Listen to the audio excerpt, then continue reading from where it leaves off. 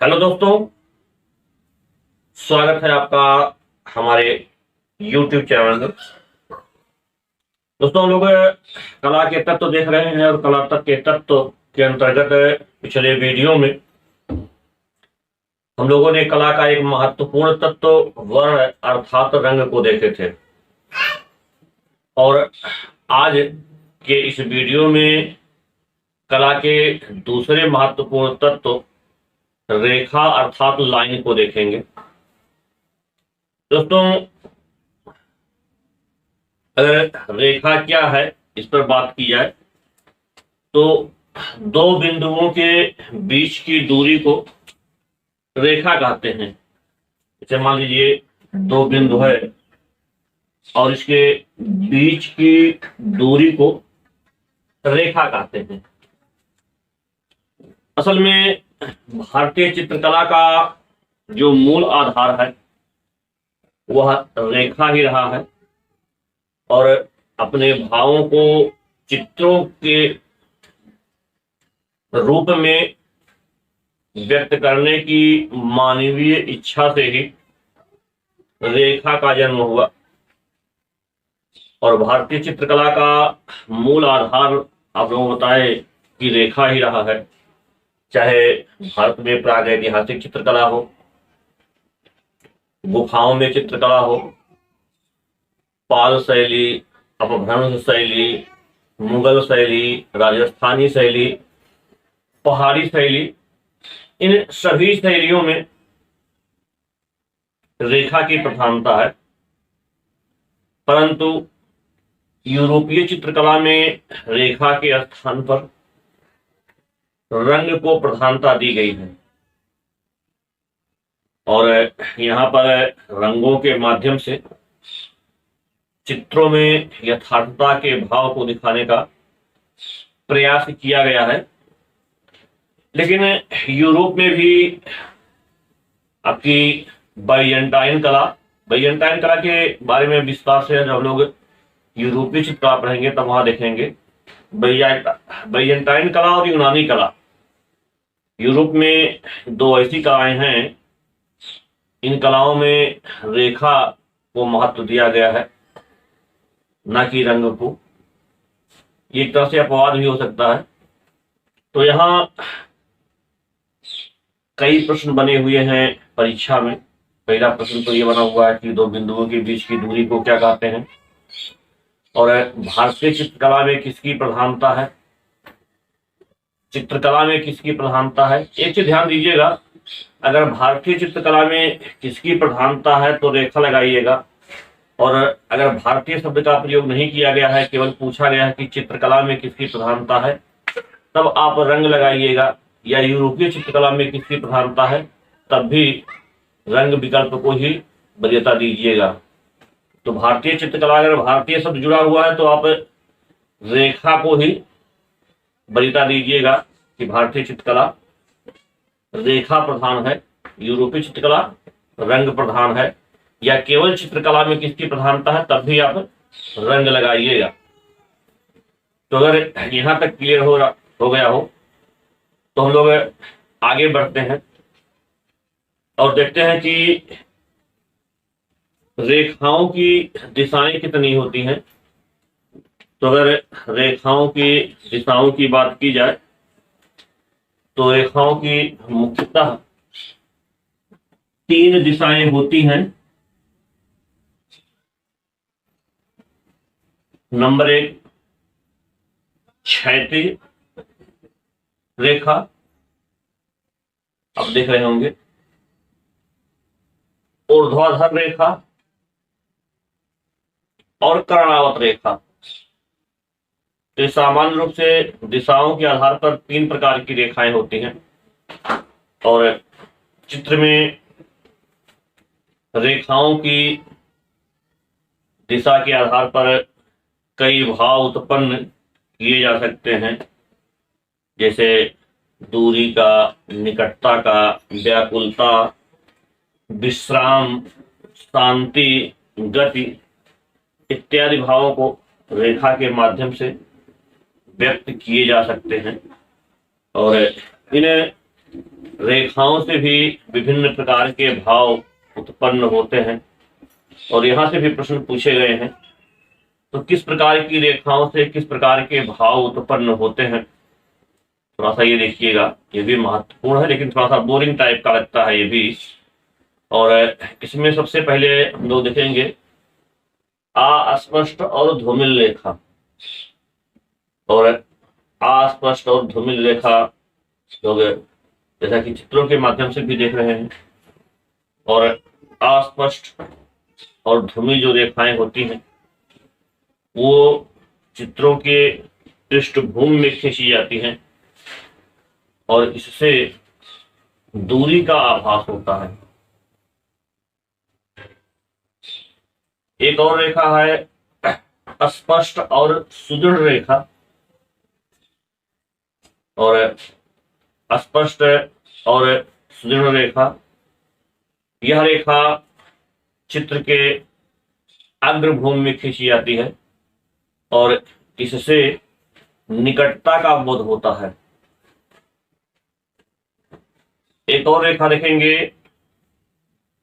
कर्णावत या कोणीय रेखा, पूछा गया है कर्णावत या कोणीय रेखा। असल में यह जो रेखा है, यह रेखा चित्र में अशांति, व्याकुलता, संक्रमण, गति और क्रियाशीलता का बोध कराती है। एक बार संक्रमण को लेकर के पूछा गया था कि कौन सी रेखा संक्रमण के भाव को व्यक्त करती है। और इसके बाद में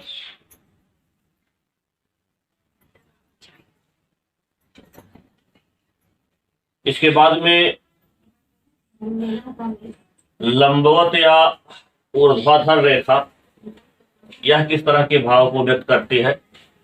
तो लंबवत और ऊर्ध्वाधर रेखा की अगर बात करें तो यह रेखा संतुलन, गौरव, सादगी, सत्ता, ईमानदारी, कठोरता, महत्वाकांक्षा, प्रतिष्ठा आदि के भाव को बोध कराती है। और एक है सरल रेखा या इसी को क्षैतिज रेखा कहा गया है। और इस प्रकार की रेखा शांति, निष्क्रियता, विश्राम आदि के भाव का बोध कराती है। और एक है प्रवाही रेखा, और यह प्रवाही रेखा गति, लावण्य, सुंदरता और मधुरता का बोध कराती है।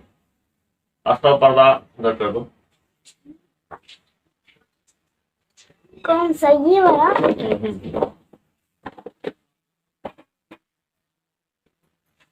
और अरे सो मोड़ दो, मोड़ के ऊपर रख दो ना। एक है शिथिल और क्षैतिज रेखा।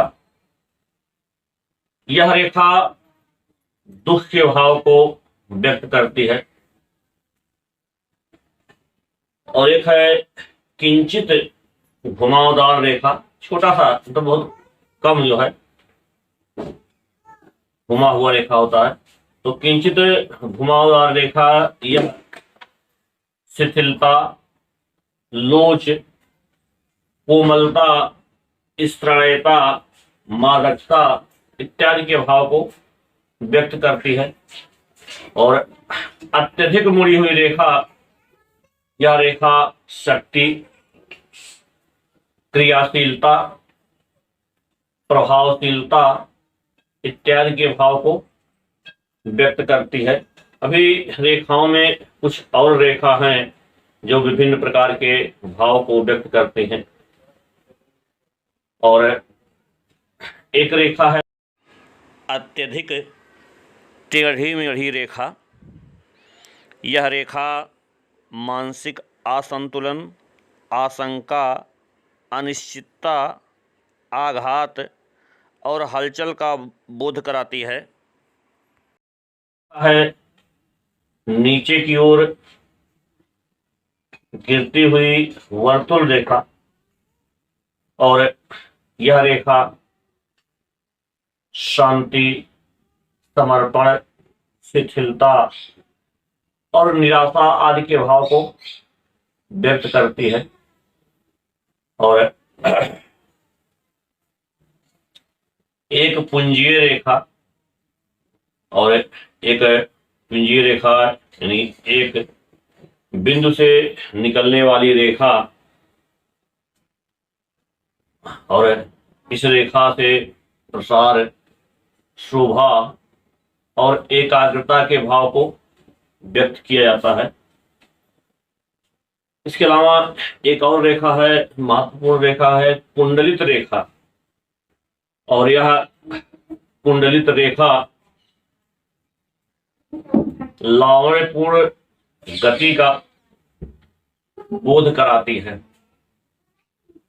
तो इस तरह से विभिन्न रेखाओं द्वारा कौन कौन से भाव को व्यक्त किया गया है, हम लोग ये देखें।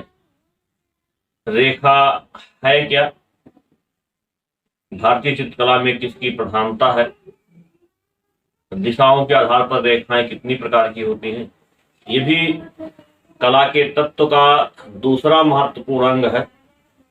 और यहां से भी प्रश्न पूछे गए हैं, लेकिन रंग की अपेक्षा रेखा से प्रश्न परीक्षा में कम पूछे गए हैं। लेकिन हमें सब पढ़ना है, चाहे ज्यादा पूछा जाए या कम पूछा जाए। तो इस तरह से हमारा दूसरा महत्वपूर्ण तत्व समाप्त हुआ।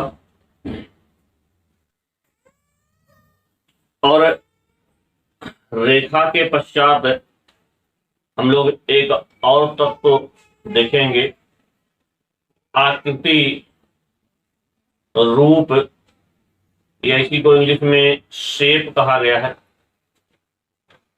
और अगर आकृति की बात करें, एक शब्दों में इसकी परिभाषा देखें, तो किसी वस्तु की बनावट ही उसका रूप है। और प्रमाण की दृष्टि से आकृति अथवा रूप के 5 भेद स्वीकार किए गए हैं: बाल, कुमार, मानव, भयानक और राक्षस। असल में विभिन्न ग्रंथों में इसके भिन्न भिन्न प्रकार बताए गए हैं, लेकिन सामान्य रूप से आकृति की लंबाई जो होती है ताल में होती है, और ताल से ही जो है इसको नापा जाता है। जैसे हर चीज के नापने का पैमाना होता है, वैसे चित्रों के नापने का पैमाना ताल होता है। और इसी को प्रमाण भी कहा गया है। वात्स्यायन ने इसे प्रमाण के रूप में व्यक्त किया है।